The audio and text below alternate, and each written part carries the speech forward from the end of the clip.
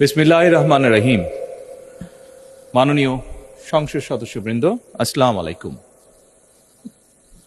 ফ্যাসিবাদের নির্মমতার শিকার অসংখ্য মানুষের কান্না আর হাজারো প্রাণের আত্মত্যাগের মধ্যে দিয়ে অবশেষে আজ থেকে পুনরায় যাত্রা শুরু হতে যাচ্ছে জনগণের ভোটে জনগণের কাছে জবাবদিহিমূলক সত্যিকার অর্থে জনপ্রতিনিধিশীল জাতীয় সংসদ। বাংলাদেশের জাতীয় সংসদের রাজনীতির এই ঐতিহাসিক মুহূর্তে আমি আল্লাহর দরবারে শুকরিয়া জানাই, যার অশেষ রহমতে আমরা একটি ন্যায়ভিত্তিক গণতান্ত্রিক মানবিক বাংলাদেশ প্রতিষ্ঠার লক্ষ্যে যাত্রা শুরু করতে পেরেছি। 1971 সালের স্বাধীনতা যুদ্ধের থেকে শুরু করে 2024 সালের দেশ এবং জনগণের স্বাধীনতা রক্ষার যুদ্ধ সহ এই পর্যন্ত দেশে গণতন্ত্র এবং মানুষের অধিকার প্রতিষ্ঠার সংগ্রামে যারা শহীদ হয়েছেন, ত্রয়োদশ জাতীয় সংসদ শুরুর এই যাত্রা লগ্নে আমি তাদেরকে কৃতজ্ঞতার সঙ্গে স্মরণ করছি। এই আন্দোলন সংগ্রামে যেসব মায়েরা তাদের সন্তান হারিয়েছেন, যেসব সন্তানেরা তাদের প্রিয়জন হারিয়েছেন, যেসব পরিবার তাদের সন্তান স্বজন হারিয়েছেন, যেসব আহত মানুষকে তাদের স্বাচ্ছন্দ্যের জীবন হারাতে হয়েছে, যেসব মানুষগুলো নির্যাতন, নিপীড়ন, রাজনৈতিক হয়রানি কিংবা মিথ্যে মামলা শিকার হয়ে সর্বস্ব হারিয়েছেন, আমি তাদের সকলের অবদানকেও কৃতজ্ঞতার সঙ্গে স্মরণ করছি। দেশের ছাত্র জনতা, কৃষক, শ্রমিক, শিক্ষক, কবি, সাহিত্যিক, সাংবাদিক, চিকিৎসক, প্রকৌশলী, আইনজীবী, কামার কুমার, জেলে তাঁতি, গাড়ি চালক, ব্যবসায়ী এবং সরকারি বেসরকারি চাকরিজীবী, গৃহিণী, সারা দেশে গণতান্ত্রিক রাজনৈতিক দলের নেতা কর্মী সমর্থক তথা সর্বস্তরের সকল শ্রেণী পেশার মানুষ যাদেরকে গুম, খুন, হত্যা, নির্যাতন, নিপীড়ন, মিথ্যা হামলা মামলা কিংবা জীবন্ত মানুষের কবরস্থান তুল্য বর্বর বন্দিশালা, আয়নাঘর, কোনো কিছু দিয়েই যাদের গণতান্ত্রিক আকাঙ্ক্ষাকে রুখে দেওয়া যায়নি,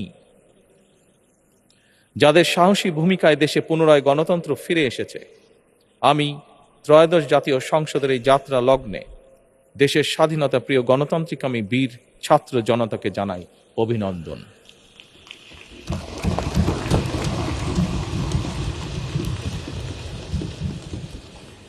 সম্মানিত সংসদ সদস্যবৃন্দ, দেশনেত্রী মরহুমা বেগম খালেদা জিয়া জনগণের অধিকার প্রতিষ্ঠায় দেশে সংসদীয় গণতন্ত্র প্রতিষ্ঠা করেছিলেন, সংসদীয় গণতন্ত্রকে প্রাতিষ্ঠানিক রূপ দিয়েছিলেন।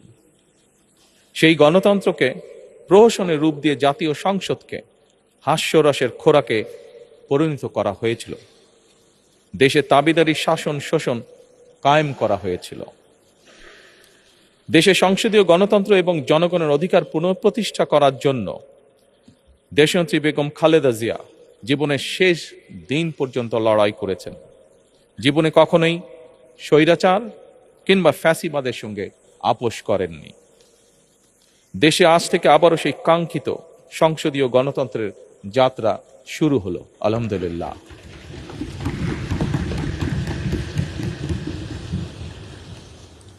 সংসদীয় রাজনীতি প্রতিষ্ঠাতা খালেদা জিয়া দেশ এবং জনগণের সাফল্যে এই শুভ মুহূর্তটি দেখে যেতে পারেননি।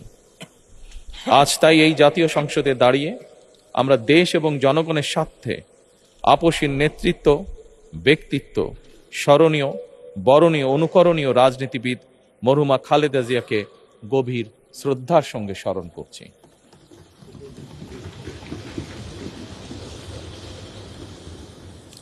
সম্মানিত সংসদ সদস্যবৃন্দ, দেশে বহুদলীয় গণতন্ত্রের প্রবক্তা এবং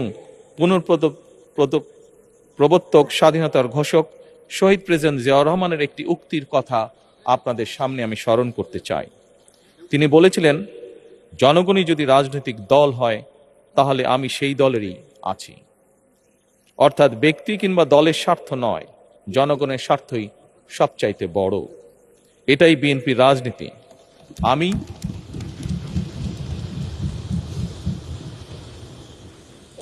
আমি প্রথমবারের মতন বাংলাদেশ জাতীয়তাবাদী দল বিএনপি থেকে জাতীয় সংসদ সদস্য নির্বাচিত হয়েছি। জাতীয় সংসদীয় দলের নেতা নির্বাচিত হয়েছি। জাতীয় সংসদে দলের প্রতিনিধিত্ব করলেও প্রধানমন্ত্রী হিসাবে আমি এই জাতীয় সংসদে দেশের প্রতিনিধিত্ব করছি। দল, মত, ধর্ম, বর্ণ নির্বিশেষে দেশের জনগণের প্রতিনিধিত্ব করছি। আমার রাজনীতি দেশ এবং জনগণের স্বার্থ রক্ষা করার রাজনীতি। বিএনপির রাজনীতি জনগণের জীবন মান উন্নয়ন এবং স্বনির্ভর বাংলাদেশ গড়ার রাজনীতি। প্রতিটি পরিবারকে স্বনির্ভর করাই আমাদের রাজনীতির লক্ষ্য। প্রতিটি পরিবারকে স্বনির্ভর করার মাধ্যমেই বিএনপি একটি স্বনির্ভর, সমৃদ্ধ, নিরাপদ, গণতান্ত্রিক বাংলাদেশ প্রতিষ্ঠা করতে চায়। এই লক্ষ্য অর্জনে আমি জনগণের সমর্থন এবং সহযোগিতা চাইছি।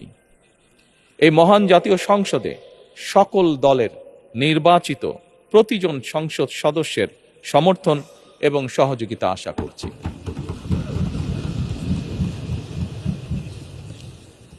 সম্মানিত সংসদ সদস্যবৃন্দ, আমি বিশ্বাস করি আমাদের দল কিংবা মত কিংবা কর্মসূচি ভিন্ন হতে পারে, কিন্তু তাবেদার মুক্ত, ফ্যাসিবাদ মুক্ত একটি স্বাধীন, সার্বভৌম, নিরাপদ, স্বনির্ভর বাংলাদেশ প্রতিষ্ঠায় আমাদের মধ্যে কোনো বিরোধ থাকতে পারে না, বিরোধ নেই।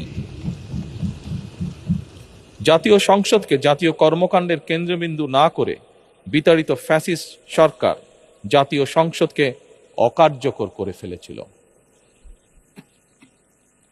আমরা এই মহান জাতীয় সংসদকে সকল যুক্তি, তর্ক আর জাতীয় সমস্যা সমাধানের কেন্দ্রবিন্দুতে পরিণত করতে চাই। সম্মানিত সদস্যবৃন্দ, নতুন সংসদ যাত্রা শুরু করার সময় সংসদের সাবেক স্পিকার কিংবা ডেপুটি স্পিকার উপস্থিত থাকার কথা ছিল, কিন্তু পতিত, পরাজিত, বিতাড়িত ফ্যাসিস্ট সরকারের জনবিরোধী এবং গণবিরোধী কর্মকাণ্ডের ফলে যে জনরোষ তৈরি হয়েছিল তাতে এই মহান সংসদের সাবেক স্পিকার বা ডেপুটি স্পিকারকে খুঁজে পাওয়া যায়নি।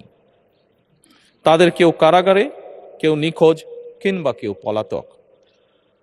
দীর্ঘ ১.৫ দশকের ফ্যাসিবাদী এবং তাবেদারি শাসন শোষণের পর জনগণের ভোটে নির্বাচিত প্রতিনিধিদের নিয়ে আজ আমাদের এক বিশেষ পরিস্থিতিতে জাতীয় সংসদের কার্যক্রম শুরু হতে যাচ্ছে।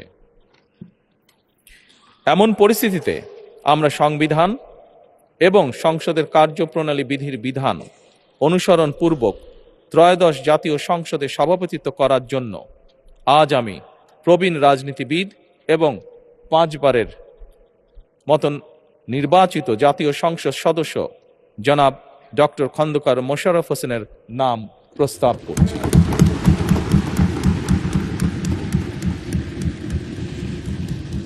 সম্মানিত সংসদ সদস্যবৃন্দ, আমাদের সংসদীয় রীতিনীতির ইতিহাসে এই ধরনের পরিপ্রেক্ষিত নজিরবিহীন নয়। 1973 সালে তৎকালীন প্রধানমন্ত্রী মরহুম শেখ মুজিবুর রহমান ওই সংসদের সদস্য মাওলানা আব্দুর রশিদ তর্কবাধীশের নাম প্রস্তাব করেছিলেন এবং তার সভাপতিত্বে বাংলাদেশের প্রথম সংসদের প্রথম অধিবেশন শুরু হয়েছিল।